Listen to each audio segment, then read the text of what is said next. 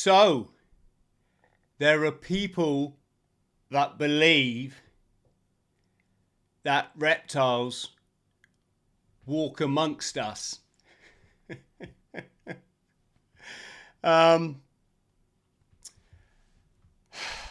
What nonsense.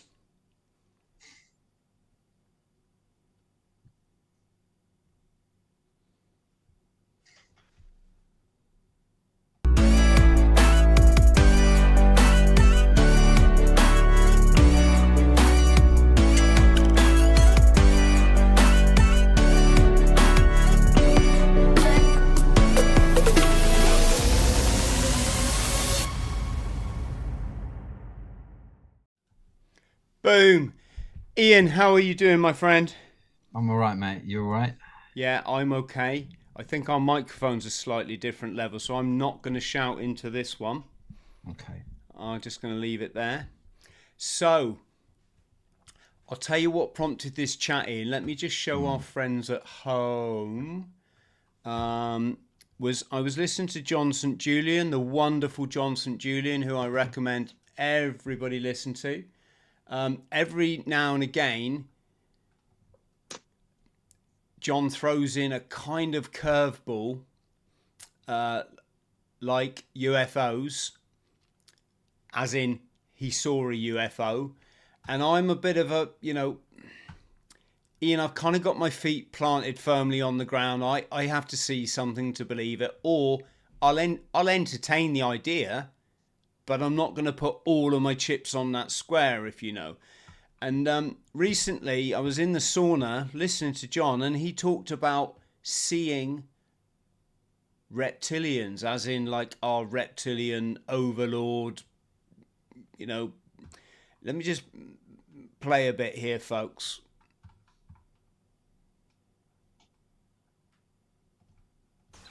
One I will point at with the common term demon. An energy form that yearns for a physical body to manifest sensation through. They stalk permanently hoping to access a body or attach to a body in some small way to feel the sensation of the 3D once again. These demons are lower astral beings that feed on the same suffering and torment that they, through their conscious choices and abuse of free will, have become addicted to, familiar with, in the same way humans can get addicted to stress hormones. They are very lost, but they are not without personality.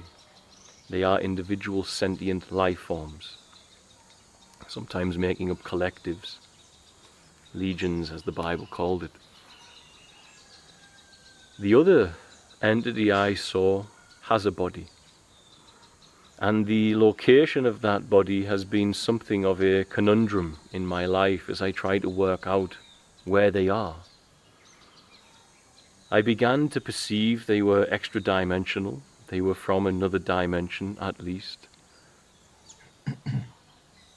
But the body that they have in that dimension wishes to also feel the sensation of the 3D without having a permanent residence within it.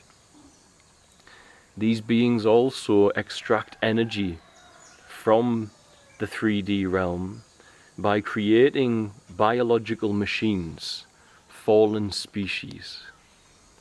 You see, their rebellion leaves them in a frequency range where they can't access the one infinite energy source, the generous heart of Creator.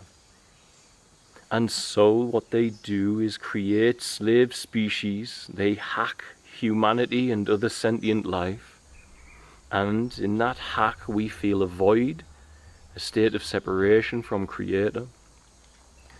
And in that longing to return to the wholeness of Creator's presence, in our amnesic state, we begin to search and seek inside the world and the comfortable prison cell of worldly desire to fill that state of separation that the higher dimensional slave technology within us has created.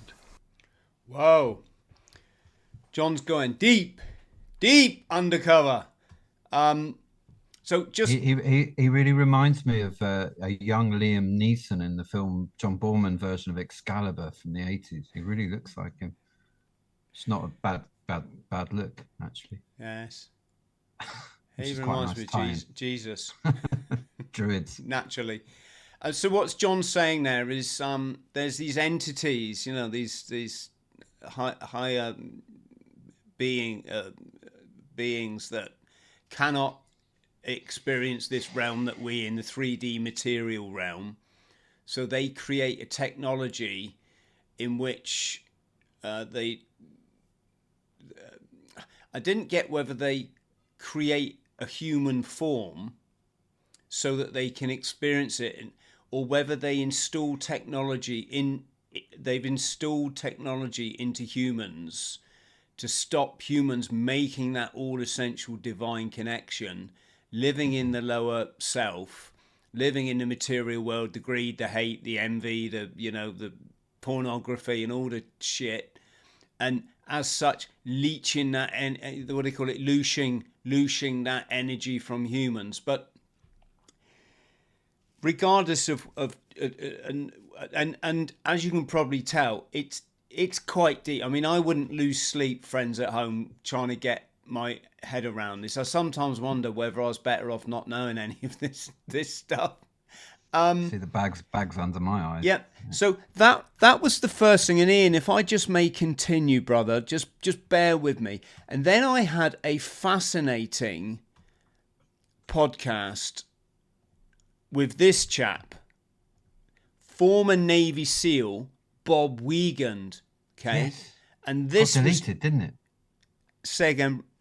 Isn't that the one that got deleted? Yeah. That's the one I first was. Yeah, when we first spoke, that was the one I was trying to find. Yeah.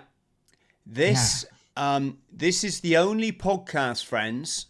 So Bob is a former Navy SEAL. He lives over there in Hawaii, I think on Maui. Incredible orator. And also we're going to talk about Credo Mutwa, friend of David Icke's. I don't know if he's still alive. We'll have to check. But also an incredible orator. And Bob just tells a story that is, I'm just going to say, it's almost like beyond belief. But one thing he said in our chat was he was talking about the table of 300, you know, this committee of 300 that control the whole goddamn show. And he mentioned that I can't remember whether he called it a grey, an alien, or a reptilian. I was trying to find it and I was struggling. He said they walked through the wall. Okay, I'm chuckling a bit because I'm not going to go putting all my chips on this square, folks. Just so you know, but I'd never dismiss anything that out of hand. But let me just play you a couple of bits, or play you something from it. And this, friends, sorry, what I was going to say is, this is the only podcast I've ever had removed from YouTube, to my recollection. And not only did they remove it with no warning, no flag, no demonetization, no nothing. I just got a message from YouTube said, we've removed that video. A video in which it talks about the Council of 300, Table of 300, Committee of 300, George Bush's place in it, which bit random. Yeah, let me just play a bit. Too much talking, Chris, not enough playing. Story of my life. The details of what a sacrifice is all about. I can do that if you want in a minute, but I'm just trying to give you a high level. Right now, there's technology being used that's being beamed onto the entire planet that creates frustration in the heart. And it feeds off of things within the person's mind, like, she cheated on me, or that guy ripped me off, or, you know, this man was killed by the cops, and there must be justice. And they get a holographic image inside them, in their mind, that they think is real and they go to act on it. It's funny how this thing has crossed the world. The same type of protest has crossed the world. There's no one that could orchestrate that. There's no one man. George Soros didn't orchestrate that thing. It's running on autopilot based on this frequency that I reject it. I reject this frequency and what it's doing to us.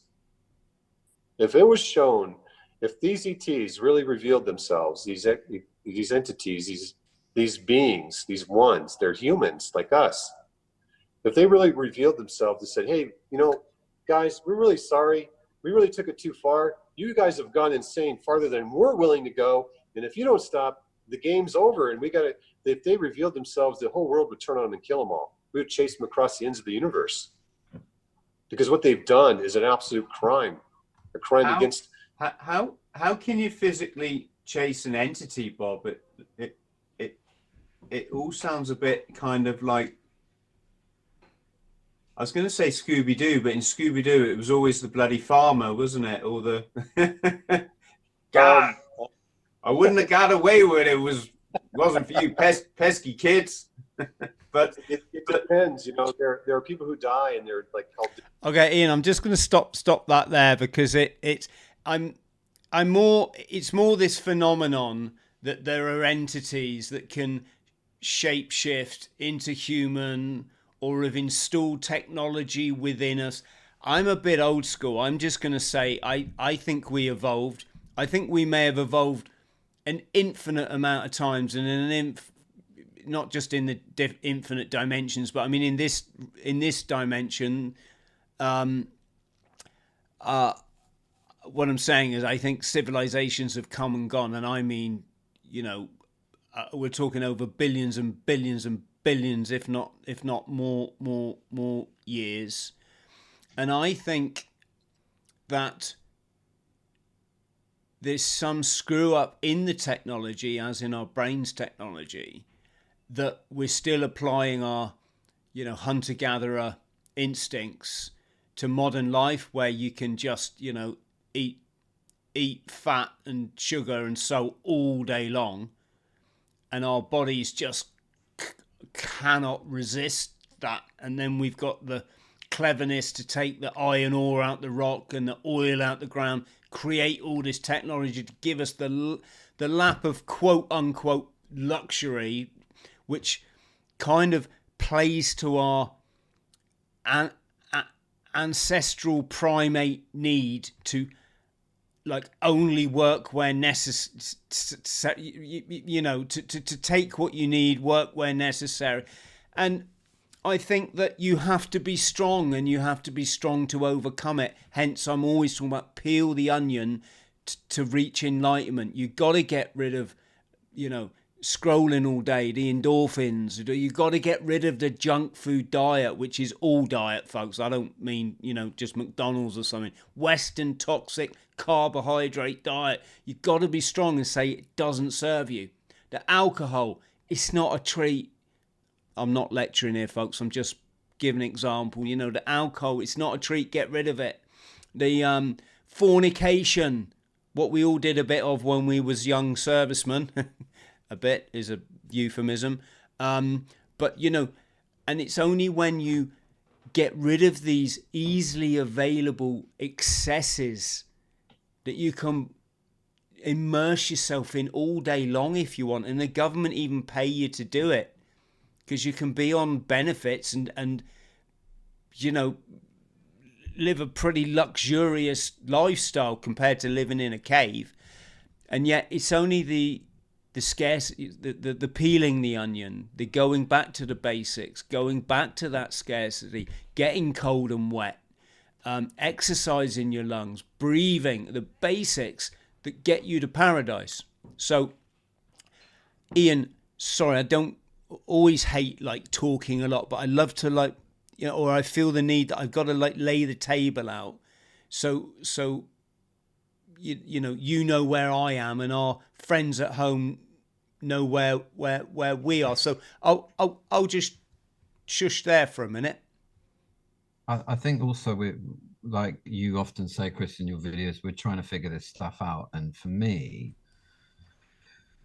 I feel that we're in this part of our existence in 2024, whichever calendar, you know, that is, that we're starting to thread ancient knowledge and, you know, very kind of far ahead scientific discoveries together. And I don't know how many dimensions scientists sort of now, modern scientists believe exist, but we understand frequency very well. And I think that we're starting to understand that maybe what the ancients were speaking about were experiences which are, well, I would call them metaphysical, because, you know, on the one hand, you've got, you know, as within, so without, things that you experience mentally, your interpretation of physical events which affect you emotionally and mentally then kind of come out in a certain way, and vice versa. I think we're at this cross point where we're starting to understand there's so much ancient knowledge that has just recently been discovered, like the Gnostic texts. You know, we talked about that on our phone call today. You know, the what bloody called, the old Gnostic books, they're only discovered in the 70s. And then we've got theories of gamma, theta, sound frequencies, which, you know, possibly we're understanding that interdimensional relations are possible from a scientific point of view. And let's not forget that the ancients, they didn't distinguish religion and magic or astrotheology, and, you know, it was all part of one whole holistic thing. It wasn't separated. So just want to say that to people who maybe have just jumped into what we're talking about and put it in some sort of context. Now, just before I go on, Chris, are you still in touch with Bob? Have you contacted him since that interview? Because that was one of my first videos that I saw on your channel, and it was mind-blowing. And I had some questions afterwards. I just wondered if something happened afterwards that was quite random, Ian. Right. And because I obviously can't go there with my guest's personal life, then then it's not something I can talk about. But you can say somebody chased me up, that it wasn't like, you know, deep state or anything, but I won't say why. And then also, I noticed recently that Bob reappeared on this YouTube channel here, so people can go and read that. And on this YouTube, this is fairly recent, it's about a year ago, so I podcasted him about 4 years ago. On this one, he's talking about being crashing as a pilot and leaving his body, and I wanted to cover this as well, Ian. These, when people talk about exceptional life stories, but what I wanted to say here is, so well, you can see there, I've just Googled Bob pilot plane crash in Maui, and I'm not trying to say anything here, but like nothing's coming up, which I thought was rather strange. You know, if there was a plane crash, you know, I'm a pilot myself. I'm pretty sure if I didn't return to the airport, well, I remember flying out of Fort Pierce in Florida many times, and if I had crashed the plane, oh my God, it would have been like a huge thing in the flight community. Yeah, sure. And the local area. They would be talking about it for years, you know. So I found that strange. And what I wanted to say, because I've just showed up picture of the wonderful Credo Mutwa, who's was very good friends with the wonderful David Icke. Yeah. And Credo tells some tale to David, one of which is of the reptilian people. I was listening to it in the car this morning. Again, Ian, it's too much for me to take in. But yeah, I sent you the whole 6 hours, didn't I? Which is fine, because I mean, I listened to it years ago, and here's the thing. Does it matter if reptilians are amongst us? Well, who cares? Because it put me on to David Icke, this chat, years ago. We're talking about 10 years ago. And that opened my mind that, you know, there is stuff that, you know, there's a lot of counter-narrative stuff out there. And that journey took me to enlightenment. So I don't care whether Credo really did see reptilian. It's irrelevant to me. It's all learning, Ian, is what I'm saying. Now, what I wanted to say is, when you listen to Credo, I mean, when you look at the gentleman, I'm just going to be honest here for the sake of that we all can learn. I see traits of childhood trauma, Ian. And it's been suggested to me that some of my guests have, you know, they're manifesting childhood trauma. And this isn't the only, well, there was another, you know, there's, I won't mention the names of the guests, but it's when they come out with this incredible story. And it's so articulately presented in a very flowing manner, as if it's coming straight from source, from some kind of, you know, thing going on here, and that we don't have in our heads, and and I didn't even and it comes out in this, you know, this holistic, this kind of holistic narrative that. And when you think about the alien abductions, that they're also said to be linked to childhood trauma. And I'm not poo-pooing. How do I know? As I always say, I'm just a thick ex-Marine. There's such a link there. There's such a link there, Chris. But I think we have to always ask the question, you know, trauma manifests. Look at the elites. They're all, you know, imagine the stuff they had done to them as kids. It's hardly surprising they all grow up as a bunch of wrong-uns. Do you know what I mean? Do you think Bob might have experienced something like MK Ultra or something? Do you think that's possible? I don't want to speak out of turn or about someone I don't know. It's just that it's because in his interview with you, Chris, he also mentioned he was practicing Palo Mayombe, and that really tweaked my interest at that point, because that's African tradition religions are a speciality of mine in terms of an interest. I'm not an initiate, but it's something I spend a lot of time studying. And we know Palo is the most powerful form of magic that exists from a metaphysical perspective. And I just thought it was really interesting that he mentioned he was doing that as well, because if you're involved in that, you're dealing with some extremely volatile forces. And I just thought it was interesting that was also in that interview, you know. Am I right in thinking that's the magic from the pollination That's Congolese magic, which came over from the old world to the new world. So it's in Haiti, it's in America, but it's all around now. But it's Congolese black magic, but it's rooted in it's a form of voodoo. It's wrongly called the dark side of Santeria. It's just part of the family of African traditions.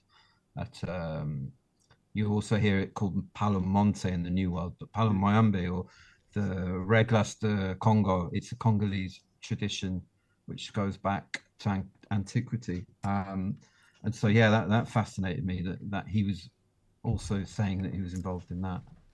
I've met witch doctors in Africa.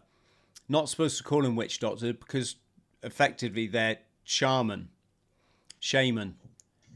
But there is also that element of like how much of it is a load of nonsense and they're taking advantage. I mean, I saw some stuff. We got taken to a cave deep in Mozambique and it was funny. First we threw rice in the water. Just threw this handful of rice in the water and all these bubbles come up, and that was said to be some spirit, but I just thought it was, you know, frogs farting or something. And then and I saw how it affected the locals, who all went a bit doolally and started slapping the water in the cave over them, you know, saying these prayers in their tribal tongue. And then blimmin' old matey boy, I'm from Northern Ireland, one of my Western co-workers, I made a joke, and he just like dug me in the ribs and went, "Shut up."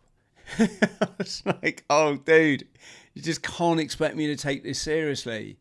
It's just, you know, I would have said back then it was all mumbo jumbo, and there's a massive part of me now. No, there's, you know, I definitely get energy, vibration, and frequency. That's just a given, isn't it? In fact, Ian, I don't even know anything. I'm sorry about this. You're going to have to take over the show. I take it back. I take it back to metaphysics, and I think, you know, I've certainly experienced trauma, and some weird stuff's happened around that. And I think that we can certainly understand that our brains are active on a different level. Our bodies, our minds are active on a different level when we experience certain things, which I don't want to use the word doorway, but it does, or portal, but I think we're open to other frequencies, maybe that are in existence, that which our brains are not day to day, you know, when we're going to the shop or whatever, are working on. And I think that's really obvious. But I just wonder with the Crater Muxworth thing, as a Zulu shaman, I mean, he talks about it. He underwent some really hardcore initiation, including eating god flesh, which I understand is a metaphor for some type of magic mushroom. Maybe it is the flesh of a god. I don't know, but Ian, I'm just gonna play our wonderful friends at home a little bit, just so they know who we're talking about. Can the mother mind within every one of you human beings? Our people believe that every human being, male or female, has got two minds, the mother mind and the warrior mind. The warrior mind looks at things logical. The warrior mind says 2 + 2 is 4. But the mother mind says nothing of that kind. The mother mind, I don't know how I can explain. The mother mind does not think in a line way as warriors do. The mother mind thinks sideways, and upwards and downwards. We must awaken the mother mind within us. He sounds like he's talking about the mother mind. He sounds about making the leap from left brain to right brain balance, doesn't he? He's a fascinating individual. I mean, it's a shame he's not around anymore to have him on your show, to be honest. Friends at home, could I just ask everyone, because we got a lot of people watching, could you just chuck us a like and subscribe, friends? And if you're already subscribed, can you just double check that you're subscribed, because we get so many people unsubscribe from us. Thank you. Sorry, Ian. No, I was going to say, I think he had a massive influence on Ike, and unsurprisingly, what I was saying, I think, you know, in his position, he underwent some hardcore initiation, which, you know, any mystery tradition, all the way down to the Masons, have their initiations. And is that a type of mind control? Is that a kind of trauma-based mind control? To be discussed, but it brings us back to the reptilian agenda. And I think, you know, the Ike Mutwa interview is the kind of the key modern day interview that's discussing that topic, Chris. And I think that we're at a point now where we're catching up with history, and we're catching up with ancient history. And there seems to be two very specific schools of thought. One is the Sumerian story, the tablets, the cuneiform. On the other hand, you have the Gnostic texts. They're essentially saying very similar things, i.e. that we have these beings, these elites in our ancient DNA past, the Anunnaki, the Gnostics refer to them as the archons, and in the Sumerian tradition, which conflates with the biblical tradition, Enoch, etc., of the Watchers and the Nephilim. And so, and the two don't see eye to eye. And I think what we're sort of experiencing today is a bunch of people who are trying to understand how all this fits together, as we are tonight, just with this little chat, and trying to reconcile the differences between the two. The Gnostics will say that they're right, and that's interesting because, you know, how come the biblical stories and the ancient Sumerian cuneiforms completely confer, you know? But the Gnostic stuff is very, very, very interesting as well. Yeah, can but I they have their chip differences. Just chip in there. All it is I think we need to make a decision on scripture. Like, well, not, I don't mean me and you. Was the Gospel of Thomas one of the Gnostic Gospels? Yeah. Found in Nag Hammadi. Exactly. And so, here's the thing. I heard a Harvard professor giving a lecture on Gospel of Thomas, right? Said to be Jesus's twin brother. Just one of them random things that's out there, because his name was Thomas Didymus, and Didymus means testicle or twin. And the Harvard professor was lecturing his students, and he said, look, this gospel, it just doesn't make any sense. I mean, he says, just take this, for example. A woman, she's coming home from the market, she's got a hole in her shopping bag, and when she gets home, all the shopping is gone. I mean, what is that supposed? And I'm just sat there going, Professor, it's not as much allegory, it's metaphor for if people will go their whole lives not realizing that the answer, it's inside you, it's all around, and they will get to the end of their life, an empty life, like that shopping bag, I mean empty of spirit, and they won't even know because they never bothered to look. Just so that's Gospel of Thomas, but I was flicking through a few things earlier. This is the Dictionary of All Scriptures and Myths, of which I've got both volumes, and I love decoding the scripture, and I like looking at what does giants mean when they talk about giants, that there were giants of men on the land, and in the book of Enoch, it talks about the entities above. The Watchers. Impregnating the women of the earth, and then it all goes to hell in a handcart, from what I can understand. And they have a race of giants called the Nephilim. Yeah. And this is interesting because this is one of the few definitions in the book of allegory, in the book of scripture, that actually they've given it a physical definition rather than an allegorical one. Allegorical being, so Bethlehem, house of bread, bread being, bread from heaven, your spirit, I suppose, or manna or chi. This one here, symbols of early mankind, in great ape-like forms, resident on continents now mostly submerged. So this is actually, deciphering scripture literally as opposed to allegorically. So my point here is, I don't know how much of this stuff about like Nephilim and the Sumerian tablets and how much of it's allegory, because a lot of people you hear talk about this stuff, especially, content providers or historians, whatever, they always talk literally about scripture. And And Yeah, I agree, Chris. you know, it's a little bit like, you know, the land of milk and honey. It's not a place.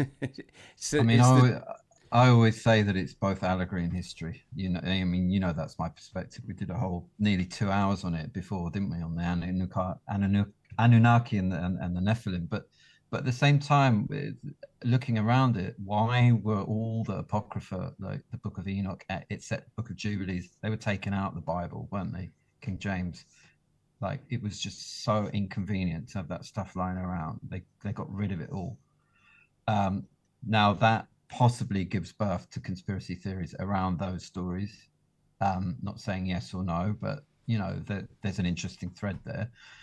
And they do conflate with the Sumerian texts. So at a time when Christianity is trying to establish itself very monotheistically worldwide, it's not good to have that stuff lying around, is it? Like, let's get rid of it, sort of thing. But then at the same time, you look at the Nag Hammadi texts, the whole body of Gnostic literature that was only found in the 70s. And we don't have as much, you know, we don't have thousands of years of discourse like we do on the Bible, for example, and scripture, as we do in the Nag Hammadi text and the Gnostic text. So for me, the Gnostic texts shine a real spotlight on some of these concepts and some of these historical things that have happened. And so I think today we're trying to grapple with that knowledge. It's relatively new. And I think that the appearance of those Gnostic texts has really shone a light on a lot of this stuff.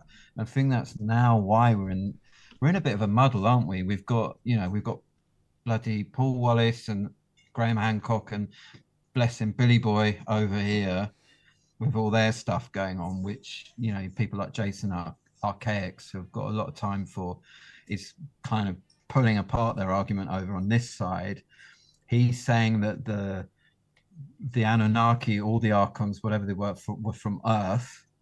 They were among us. They were possibly from underground, like sites like Göbekli Tepe, for example. And you know, I'm at this point kind of on his side, because I feel that everyone wants us to look up, don't they? With all of this UFO stuff lately, again and again, it's come around. Have you noticed how there seems to be so many references to Inner Earth now? I think they've just brought out a film about it. It's coming, yeah. And they're talking about... Are they trying to control the narrative on Inner Earth now? You know. This is why I'm quite happy to like not know loads of shit.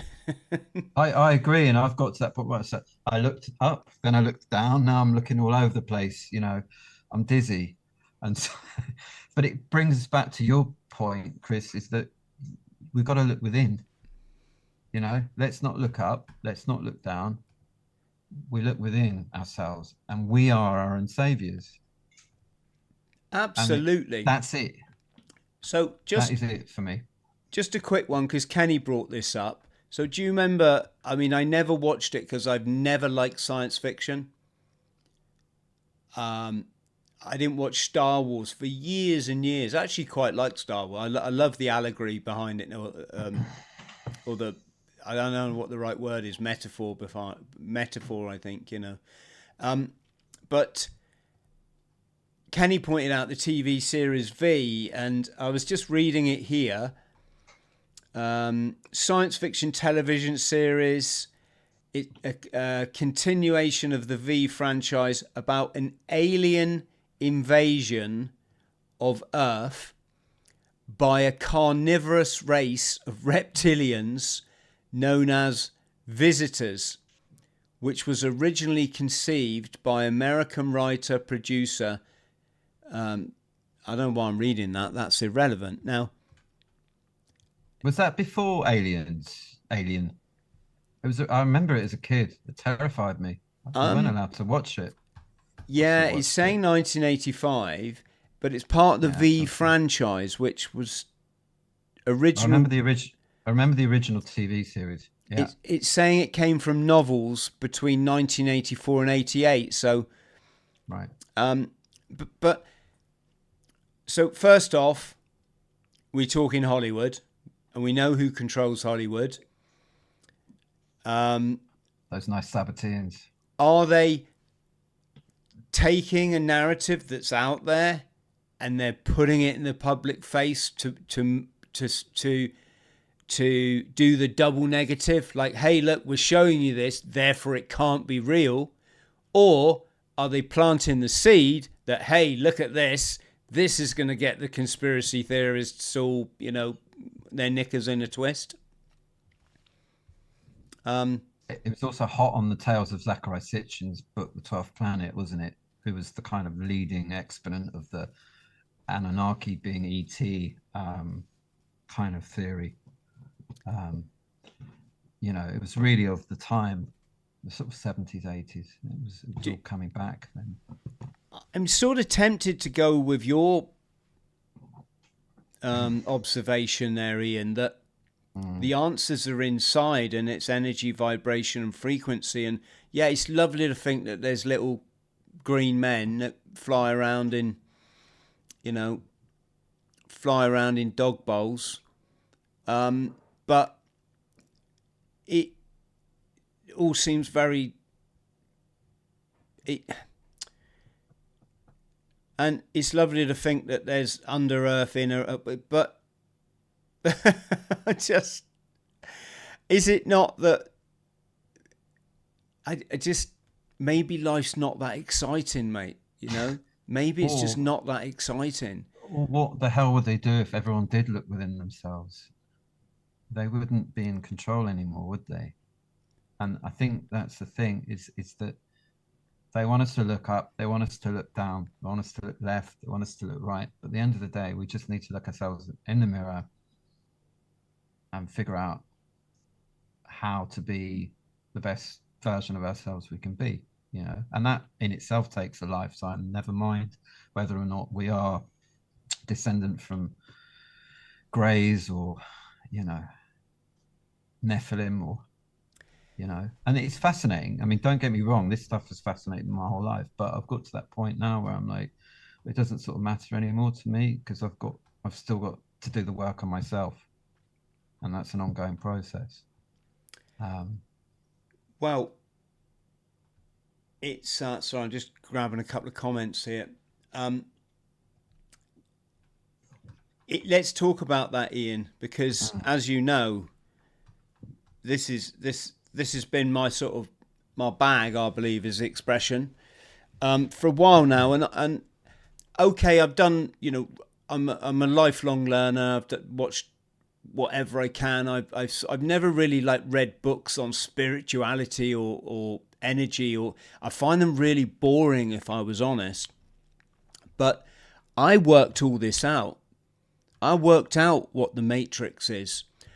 It was my experience through the Scovy-Dovey, you know, the last 3 years, leading the Global Veterans Alliance up to London, and seeing the division within a single organization that was professing to be marching for freedom, all united against the the procedure, and just seeing how far away everybody was within one organization. I mean, in layman's terms, there was like just downright nasty veterans in there, really just despicably horrible, everything, you know, against the brother and sisterhood, that, you know, going against everything the brother and sisterhood,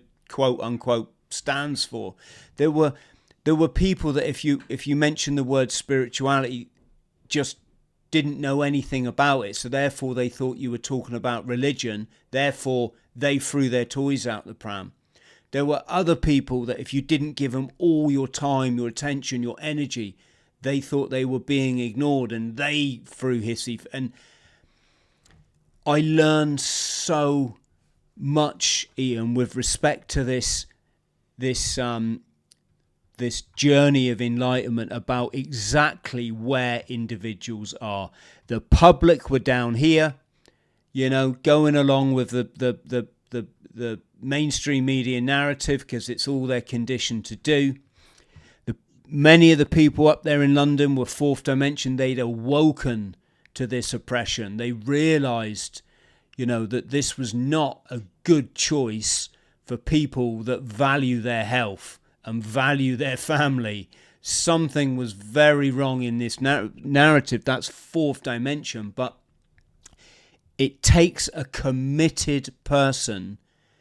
Oh, I say committed. Maybe it takes a highly damaged person, i.e. me, you know, perhaps that's you, Ian. I don't wish to sound rude, you know, who wants to transcend this effing bullshit, because that's what it is, you know, who wants to find peace in their life and contentment in their heart and understand why we're here and wake up without anxiety and without depression, etc., etc. So that is what pushed me, plus the fact I was dying of chronic addiction, which has been a lifelong thing for me. You know, it's every day's a school day.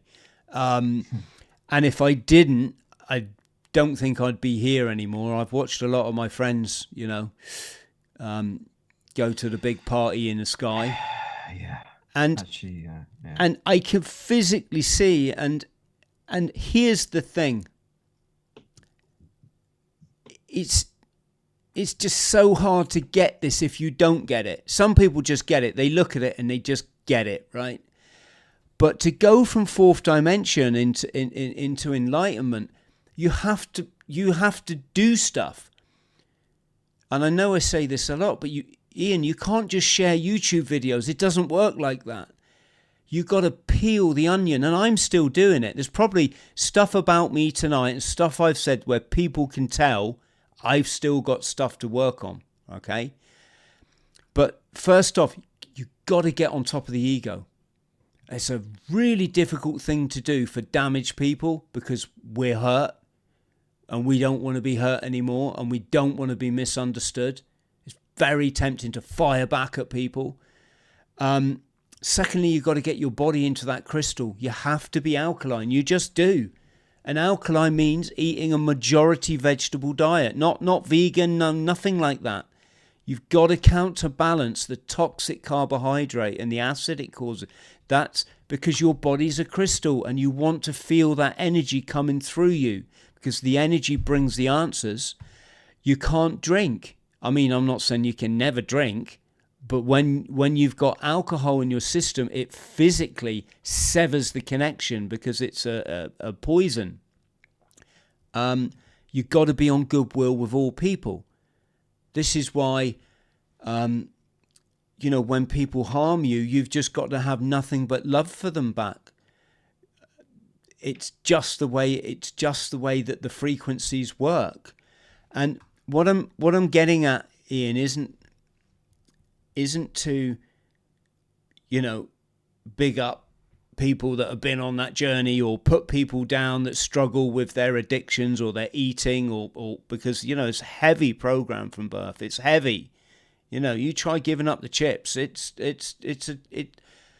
But my thing is, it's so easy to divert from that. That's your path. That's what everybody's looking for. That's how you find it. It's so easy to not do those things which require a bit of discipline and you have to work at them. It's easy to go to aliens and reptilians and you know, let's take over the government and take the police stations down and screw the WEF and, you know, do you get what I'm saying? I'm not saying these entities don't exist. I'm just talking, Ian, because I think it's fascinating. You know, I think the thing about the Gnostic stuff as well is quite interesting. If you do look at that allegorically, I can't say that word in terms of allegory. Let's just say if we're going to look at the Sumerian and the scriptures as allegorical. Let's apply the same filter to the Gnostic text. And the general concept with Gnosticism is that Earth, the planet, is ruled by an evil god. And it's our responsibility or our calling, if you like, to transcend that prison planet, to get closer to the real creator, which is outside of this. And I think you can apply that as a concept, as an allegory, as a metaphor to your life in the same way, in terms of what you've just talked about.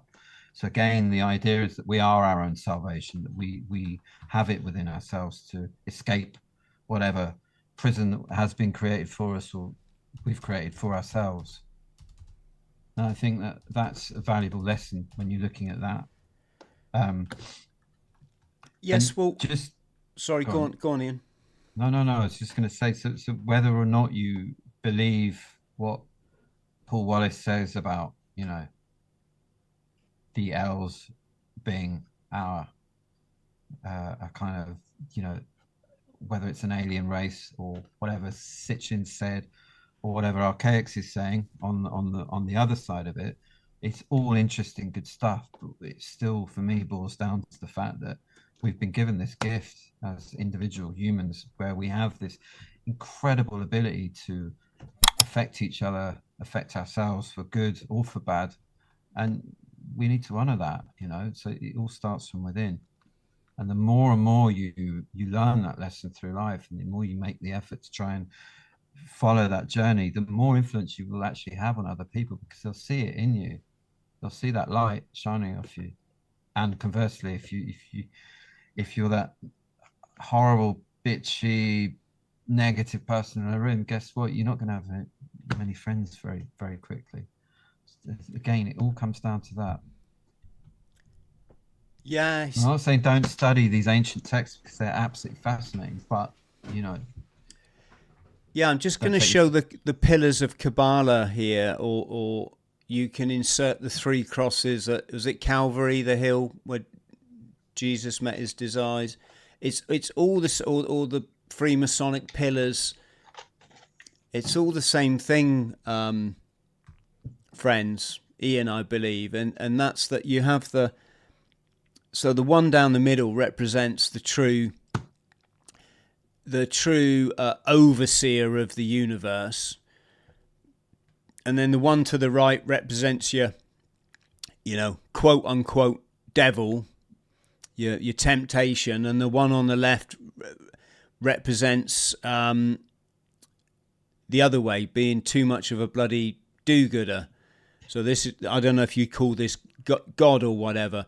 That's why they say that when you see the pictures of Jesus and the 2 thieves that he was crucified with, one of them has got his head turned to Jesus, and the idea is that the reason the head's turned is, okay, you are at an extreme, you're either too good, you know, you're being too good, or you're being too evil, whereas what we should do is choose the middle path. But the reason his head's turned is it's indicating that it's better to be on the too good, you know, being too much of a do-gooder, than it is to be on the, you know, the evil path. And yeah, it's just, there's enough going on in life, Ian, to work on ourselves. There's so much work to do. There's so much work to do. Can you stop that cup of coffee? Or some people will drink 5 or 6 in a day. Can you cut that down? Can you cut it down to 1? Could you then stop that one? Could you then replace it with, say, a barley drink, a barley coffee? But that barley's probably filling you full of acid because it's a carbohydrate. Could you then wean yourself off that barley drink? Could you stop watching online porn? You know, it's, you know, these are things people I'm talking realities here, Ian. These are the things that are blockers, and the elites, I use that term loosely, you know, the controllers, the parasite, the people that control the parasite class well understand they need your essence, they need your energy. That's why the media and TV is all such crap. You know, how many more horror films do we need? They're bloody awful. How much more? We watched the film Babylon the other night, just because I hadn't seen it, and kind of there was a little dirty little itch to see it, and It was an interesting film actually to watch. You know, the one with old Bradley Pitt. And, Yeah, I thought Babylon was about the police force in Toxtiff. Yeah, Brinsley Ford from Maswad. That is Yeah. a bloody good film, actually. That's the better Babylon to watch. But before, Ian, just before I lose my thread, what I'm saying is, what I'm finding is it's become an all-consuming battle just to understand who I am. And I don't say that lightly. I mean it. I'm questioning like whether I should even have a YouTube channel. What is this for? What purpose does this serve in my life at the level that I'm trying to reach? I question, you know, why is it I fail? Why is it that you know, if I say I'm not going to have a drink, then I can end up having a drink and wiping out 2 weeks of my life because I feel so, you know, it has such a negative effect, and plus a whole load of other stuff I won't even go into, but it's because we're flawed, because we're essentially flawed. Hey, speak for yourself. And I used to think that's because we were descendants of fallen angels. You know, but Nephilim. The next thing, sorry, and I'll come back. I'm just going to say one more thing. Isn't it so easy, rather than work on those things with ourselves that we all know what they are, and there's so many, you know, just get to the gym. Stop talking about I might go to it. You get to the gym. Stop saying I'd like to run a marathon. Just put in for the marathon. You know, all this stuff that we. Isn't it much easier to like slag off Klaus Schwab all day and blame him for everything, or you know, bloody Zuckerberg or lizards?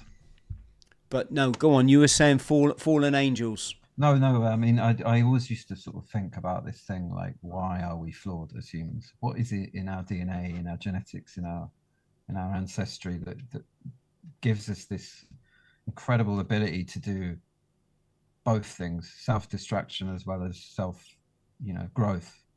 And that always fascinated me. And I'm not saying I've figured it out, but it did lead me. That question as a very young kid led me to discovering and researching all the ancient mysteries and ancient history, because I just knew that there was answers in the past.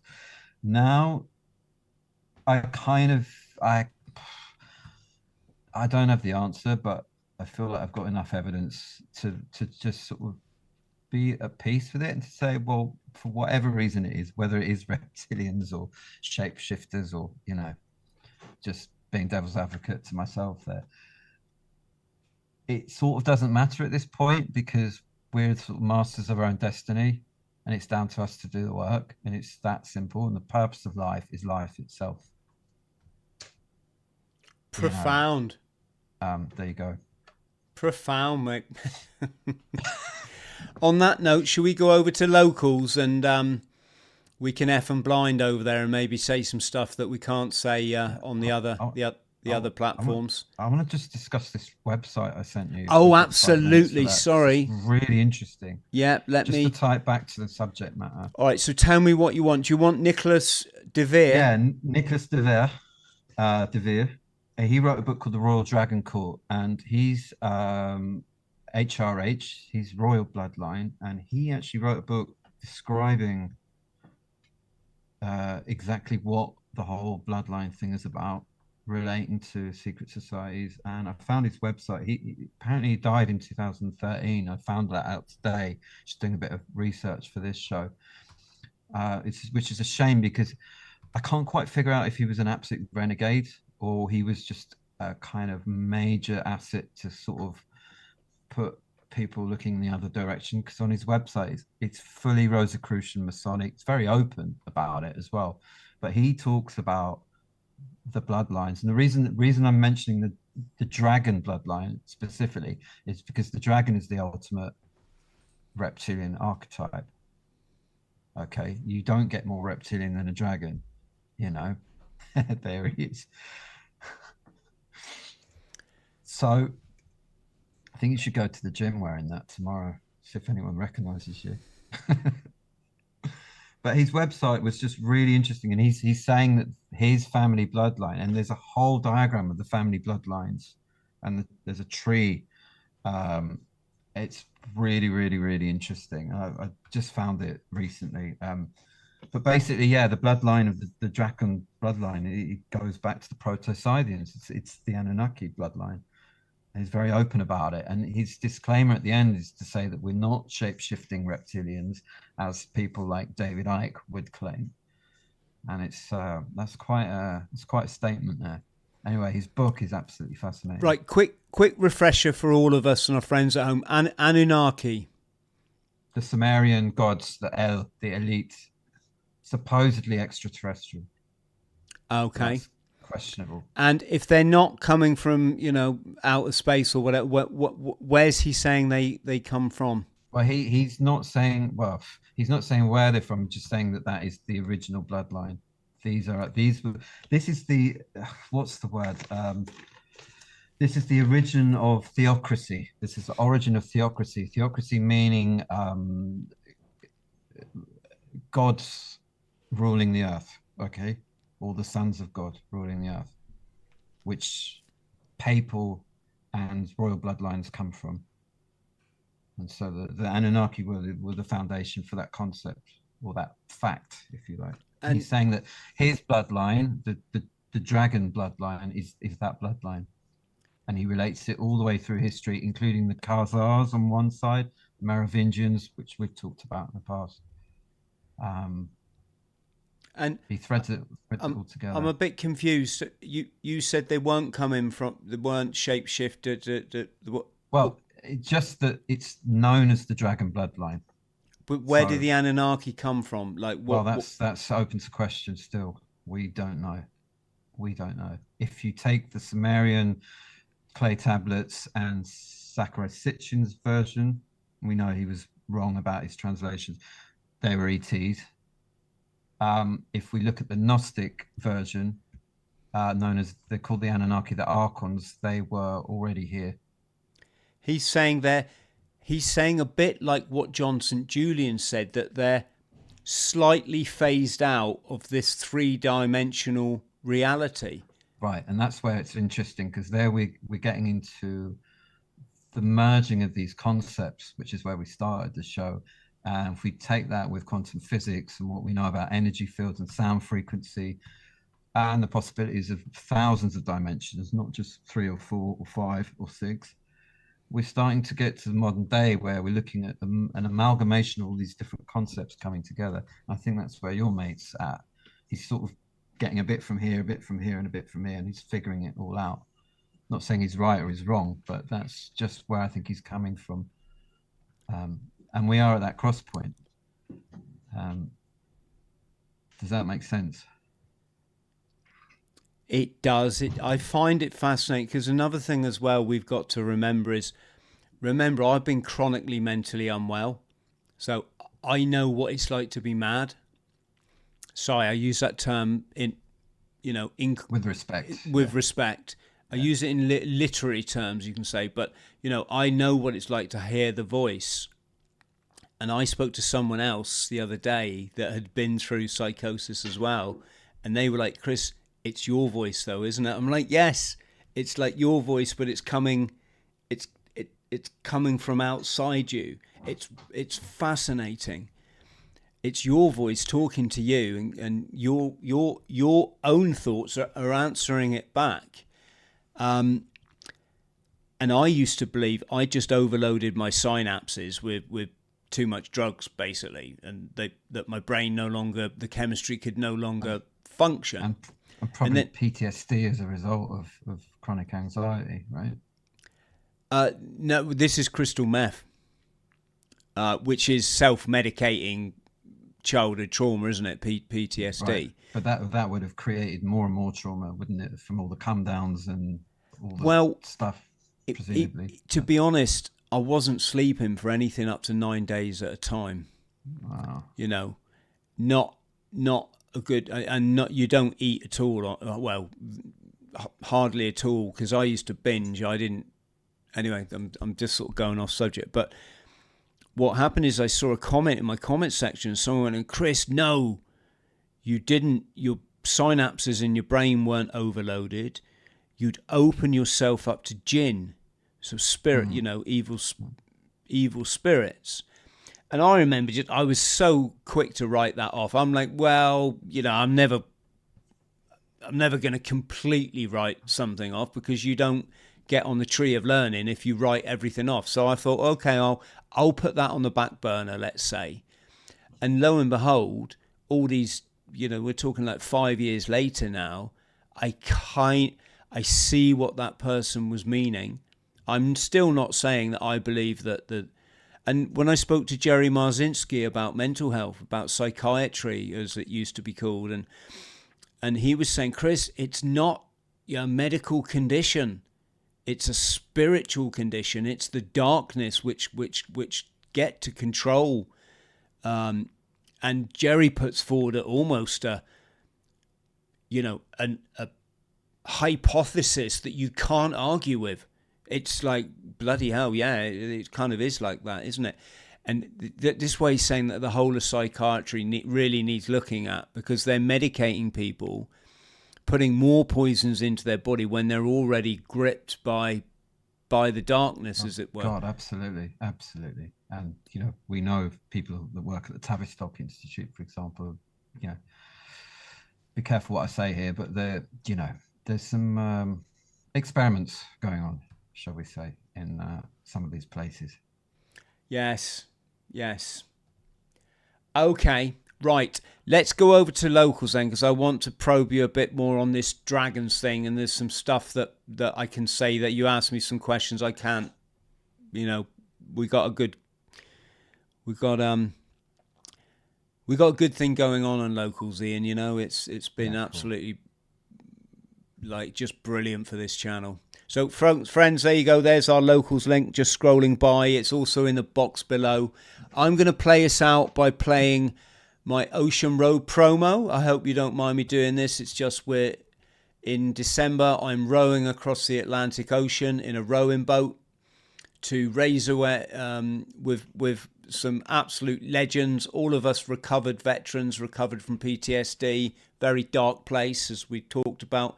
We want to shine a light for people that are struggling with their mental health, and raise some money for charity. I'll play this. Ian, massive thank you. Stay on the line. I'm just going to turn our video off just temporarily. Yours will stay on. To everyone at home, the chat's been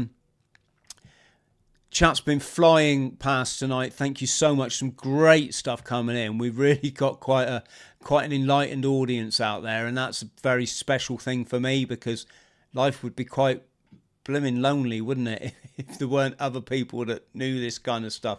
So let me play the promo. If you can spare us a $5, folks, there's a link below in the comments. It would be really, really kind if you do. Let's see what I'm saying. Hello friends, I'm Chris THRALL. I'm a former Royal Marines Commando turned author, adventurer and podcast host. In 2022 I was awarded English Veteran of the Year for inspiration for my work taking on extreme challenges to raise awareness of the alarming rate of veteran suicide. And the winner is Chris THRALL. I've run an ultra marathon a day, the length of the United Kingdom. A former Royal Marines commando from Devon has tonight reached Land's End after running all the way from John O'Groats. Chris THRALL has run an ultra marathon every day since the 1st of September. I've recreated the Royal Marines' legendary 9-mile speed march.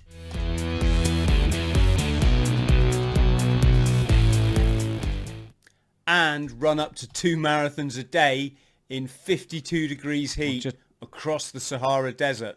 There are YouTubers and then there are YouTubers. Let's go and meet Chris, who is specialized in extreme adventures. I always say you get one life. If you live it right, one is enough. But my life wasn't always so fun. After leaving the forces, I ended up homeless and suffering severe mental health challenges. But changing my mindset, I've gone on to achieve all my goals in 85 countries across all 7 continents, and I now dedicate my life to supporting others to achieve theirs. Now I'm taking on my biggest challenge yet. I've put together a crew of former elite fighting men, all of whom have fought their own personal battles. My name's Sean Phelps. I'm a former Royal Marines commando. I've had 3 very good friends take their own lives. Hi, my name's Christopher Kay. I was with the British Army. I did 1 operational tour in Iraq, and I completely understand the challenges people face when they leave. And as Team Ocean's Elite, we will row across the Atlantic Ocean.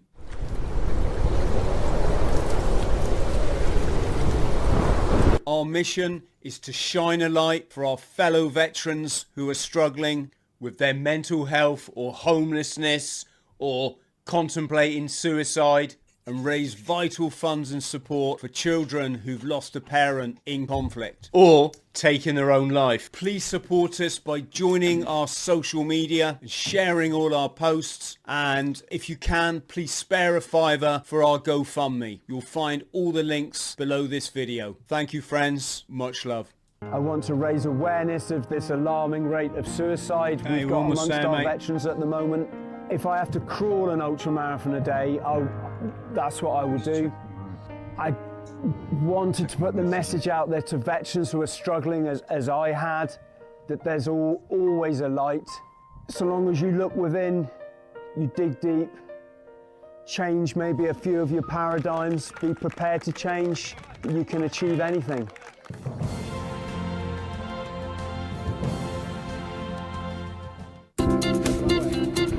Yeah, so good.